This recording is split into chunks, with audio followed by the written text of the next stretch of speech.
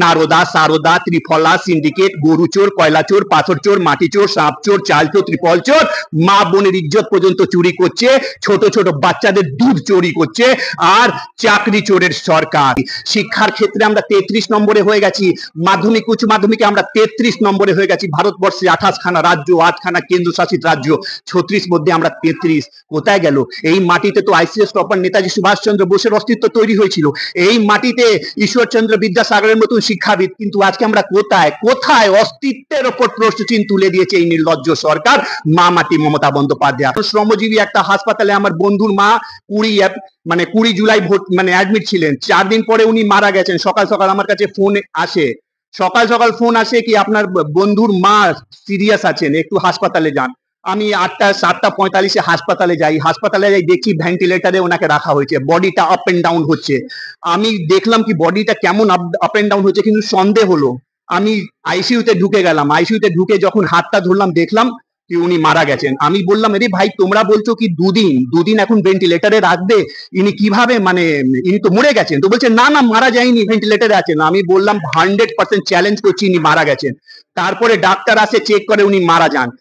তারপরে আমি সেই হাসপাতালে, শ্রমজীবী শ্রীরামপুর ছোট বেলু কাছে হাসপাতাল আছে, আমি ওখানে আন্দোলন করি, চেল্লাচেলি করি কি ইনি মরে গেছেন, একটা পেশেন্ট রাত্রির বেলা মারা গেছে, তা সত্ত্বেও তোমরা বলছো কি 2 দিন ভেন্টিলেটারে রাখবে। মানে পেশেন্ট মরে যাওয়ার পরেও 1-2 দিন ভেন্টিলেটারে রেখে তোমরা টাকা পয়সা অর্জন করছো। আর তারপরে সেই হাসপাতাল আমার উপর কেস দিয়েছে, আর তৃণমূল, সিপিএম আর ডাক্তাররা সবাই 3 দিন র্যালি বের করলো আমার বিরুদ্ধে কি হরি মিশ্রাকে অবিলম্বে গ্রেফতার করো। এখন পর্যন্ত আমি বেল পাইনি। আমি এই কলকাতাতে অন্য জেলায় আমি এখন আছি, 2-3 দিন পরে বেল পেয়ে যাব। এটা হচ্ছে আমাদের পশ্চিম বাংলার পরিস্থিতি। যদি প্রতিবাদ করবেন আপনাকে দামানো, আপনাকে চেপে দেওয়ার চেষ্টা চালানো হচ্ছে।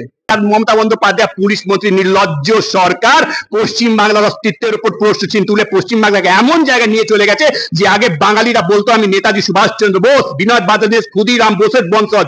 আগে আমি একটা বিহারি ছেলে হয়ে গর্ববোধ করে বলি আমি বাঙালি, কারণ আমার অস্তিত্ব এখানে তৈরি হয়েছে।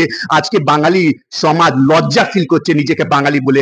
আজকে যে পশ্চিম বাংলা থেকে বাইরে লোকেরা, ছেলেরা যে পড়াশোনা করে যাচ্ছে, লোকেরা বলছে কোথায় থেকে আসছো, নতুন প্রজন্মের ছেলে বলছে আমি পশ্চিম বাংলা থেকে পড়াশোনা করে এসেছি। তো বাইরের লোকেরা বলছে আচ্ছা বাংলা থেকে তুমি ডিগ্রি নিয়েছো, যেখানকার শিক্ষামন্ত্রী 5খানা গার্লফ্রেন্ডকে নিয়ে ঘোরাফেরা করতো, নিজের মেয়ের বয়সের গার্লফ্রেন্ডকে নিয়ে, সেই পশ্চিম বাংলা সেই জায়গা চলে গেছে। এই পশ্চিম বাংলা কি সেই পশ্চিম বাংলা যার উপর 10 কোটি মানুষ আগে গর্ববোধ করতো? বলুন, গোটা ভারতবর্ষে যত মহাপুরুষ জন্ম নিয়ে হচ্ছে দেশে এই বাংলার পবিত্র মাটিতে মহাপুরুষ জন্ম নিয়েছে, কিন্তু আজকে আমরা সব জায়গা হারিয়ে গেছি। আর আমাকে যখন কেউ বিহারি বলে, আমি সত্যি গর্ব করি আমাকে যখন কেউ বিহারি বলে। কিন্তু আমার এই পাশে আছে বিজয় গুপ্তা, আমার ওখানে বলে কি হরি ভাই তুমি আর কোনোদিন নিজেকে বিহারি বলবে না, তুমি খাঁটি বাঙালি হয়ে গেছো। আর আমাকে যখন কেউ বাঙালি বলে আমি 1 লক্ষ গুণ বেশি গর্ববোধ করি যখন আমাকে কেউ বাঙালি বলে। কারণ যখন আমাকে কেউ বাঙালি বলে আমার মাথায় একটা চিন্তা ভাবনা আসে যে হরি মিশ্রাকে বাঙালি বলা হচ্ছে, মানে আমাকে ভারতবর্ষের প্রথম প্রধানমন্ত্রী আর আইসিএস টপার নেতাজি সুভাষচন্দ্র বোসের জন্মভূমি থেকে যুক্ত করা হচ্ছে। আমাকে যখন কেউ বাঙালি বলে আমার মাথায় ক্ষুদিরাম বোসের চিন্তা ভাবনা আসে যে গোটা বিশ্বের যত দূর পর্যন্ত মানব জাতি থাকে সবচেয়ে কম বয়সে দেশের জন্য প্রাণ দিয়েছে, মাত্র 17 বছর বয়সে, সেই ক্ষুদিরাম বোসের পবিত্র জন্মভূমি থেকে আমাকে যুক্ত করা হচ্ছে।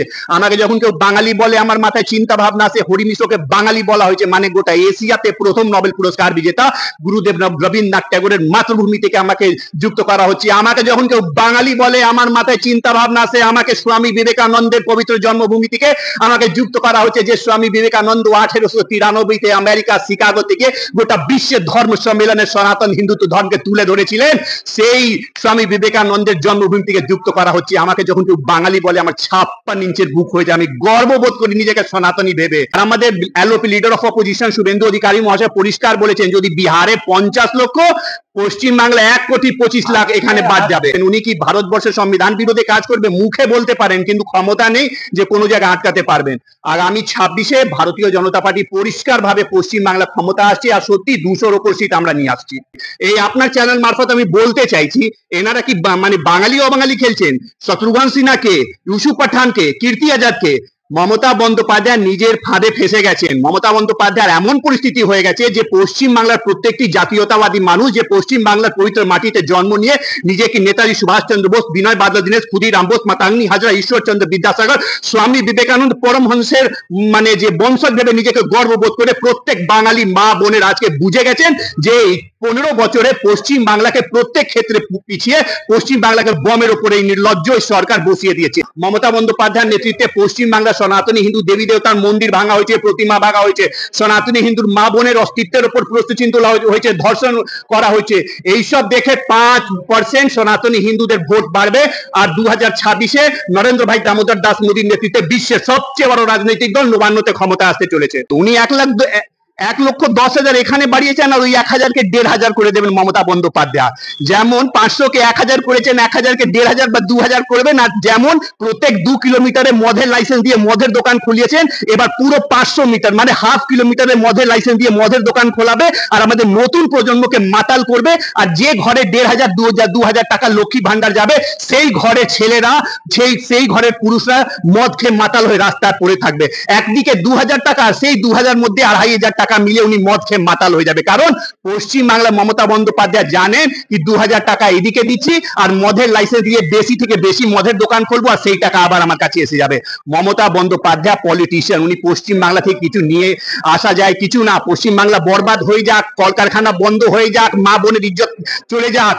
আপনার চ্যানেল মারফত বলতে চাই, প্রত্যেক জাতীয়তাবাদী বাঙালি মা বোন যারা তৃণমূল, সিপিএম, কংগ্রেস, বিজেপি, প্রত্যেককে আমি বলতে চাই, যদি পশ্চিম বাংলার অস্তিত্বের রক্ষা করতে চান তাহলে আপনাদের কাছে নরেন্দ্র ভাই দামোদর দাস মোদীর নেতৃত্বে ভারতীয় জনতা পার্টি একমাত্র বিকল্প, অন্য কোনো বিকল্প নেই।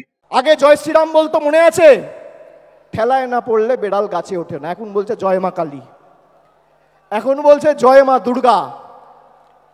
আর আজকে আমার নাম দিয়ে লিখে রাখুন 21শে জুলাই 2025। আমি বলছি 26-এর পর জয় বাংলা বলাবো, না বলাতে পারলে আমাদের ক্ষমতা নেই। আমরা জয় পশ্চিম বাংলা, জয় ভারত। আমরা গোটা ভারতবর্ষের 143 কোটি মানুষ, আমরা সব ভারতীয়। আর নিজেকে ভারতীয় ভেবে, ইন্ডিয়ান ভেবে আমরা গর্ববোধ করি। আমরা ভারত মাতা কি জয় বলবো, আমরা জয় ভারতীয় বলবো। আর দরকার পড়ে জয় পশ্চিম বাংলা আমরা বলবো, জয় বাংলা বলবো না বাংলাদেশি স্লোগান। অভিষেক ব্যানার্জি যে 2 জুলাইয়ের মঞ্চ থেকে বললেন যে আপনাদেরকে জয় বাংলা বলা হবে। আরে অভিষেক বন্দ্যোপাধ্যায়ের কাছে কোনো অপশন নেই। মমতা দিদি জানেন কি 33% মুসলিম পপুলেশনকে টেকেন ফর গ্রান্টেড নিয়ে নিয়েছেন। মমতা দিদি জানেন ভালো করে 33% মুসলমান ভোট আমরা পাচ্ছি। আর যদি একটা নতুন ধর্ম পশ্চিম বাংলায় আছে, যেই ধর্মকে আমরা সেকুলার বলি, সেই ধর্ম থেকে যদি আমরা 8%, 10% নিয়ে নিই তো 42-44% সরকার গঠন করে দেব। উনি বাধ্য হয়ে গেছেন। আর মনে রাখবেন, এই তৃণমূল কংগ্রেসকে পুরো মুসলমান চালাচ্ছে, ফিরহাদ হাকিম চালাচ্ছে এমন জায়গা। আর এমনি তো 26-এ তৃণমূল কংগ্রেস আসবে না। আর যদি ক্ষমতা এসে যায় 26-এ, তারপর 5 বছর পরে কোনো হিন্দু কোনোদিন পশ্চিম বাংলার পবিত্র মাটিতে কোনোদিন মুখ্যমন্ত্রী হবে না। কারণ সেই রাস্তায় তৃণমূল কংগ্রেস হাঁটছে, এগিয়ে যাচ্ছে। অভিষেক ব্যানার্জি বলছে গতবার বলেছিলাম খেলা হবে, এবারে বলছি পদ্ম ফুল উপড়ে ফেলা হবে। আরে অভিষেক বন্দ্যোপাধ্যায় তো বলেছিলেন কি আমি রাজনীতি ছেড়ে দেবো অর্জুন সিং যদি জিতে যায়। তো ওনার কথার দাম কি আছে? ওনার অস্তিত্ব আছে ভাইপো, ওনার নাম থেকে কেউ চেনে না। মমতা বন্দ্যোপাধ্যায়ের ভাইপো, পিসির ভাইপো, ওনার নিজের কোনো অস্তিত্ব নেই, আইডেন্টিটি ক্রাইসিস থেকে ভুগছেন। ওনার কথার দাম দেবো? আমি উত্তর দিতে পছন্দ করি না অভিষেক বন্দ্যোপাধ্যায়।